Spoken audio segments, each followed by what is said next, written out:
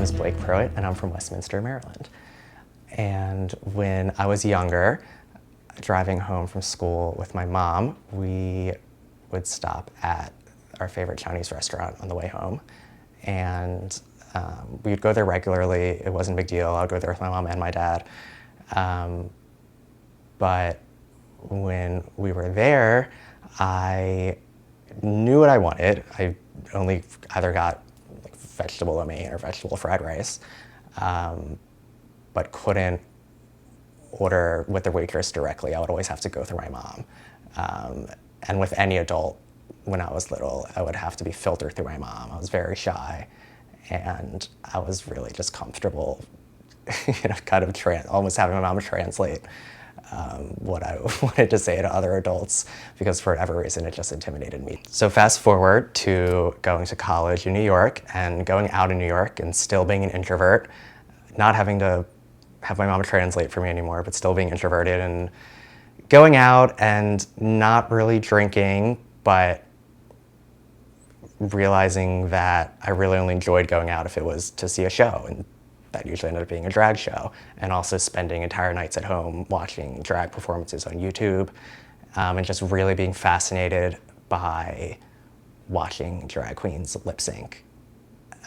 So at a certain point, I had my two best girlfriends do my makeup on my 21st birthday, and we stayed in. I didn't leave the house. I was back home in Maryland. We weren't in New York, and they did full girl makeup, wasn't a drag face. I didn't shave my legs. It was a bad dress. It was a bad wig. We took photos and I put it on Facebook, and everyone loved it. And yeah, I guess that's how Blake Deadly was born.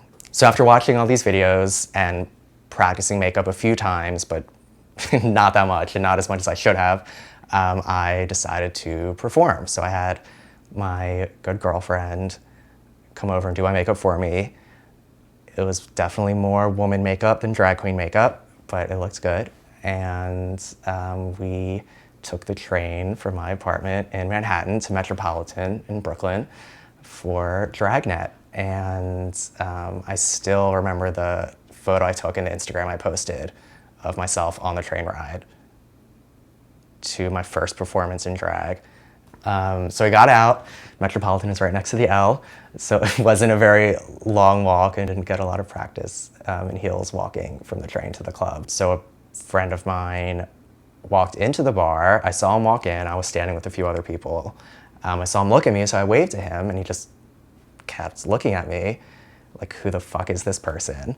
And I realized that he didn't realize it was me in drag. And that was a feeling that I had never experienced before, obviously. But in that moment, I realized that I could be someone totally different in drag, and I can meet people on totally new terms, and they have no idea who I am outside of that, or what my life has been for the past 21 years before that, or any decisions I've made as a boy, or none of that is there. And I could just meet people as Blake Deadly in a totally new way and almost start over with how I interact with people and how I approach people. I had one night at a bar where I was with a friend, and I saw an actor who I had just seen in a show recently, who I liked, sitting at the bar by himself. So I go up to him, kind of just proud of myself that I'm even walking up to this person and not even worrying about what I'm gonna say at that point, because I'm just like, yeah, you're doing it. So I just walk up and I'm like, hey, are you here for the Shaquita show? How many times has that been used as a pickup line? I'm like, hey, are you here for the Shaquita show? He's like, no. And I'm like, okay, have you seen her before? Do you like her? And he's like, yeah. And that was it. I was just like, okay, this probably is not the love of my life, but I am glad that I approached him, and I walked away and went back to my friend, and we laughed about it.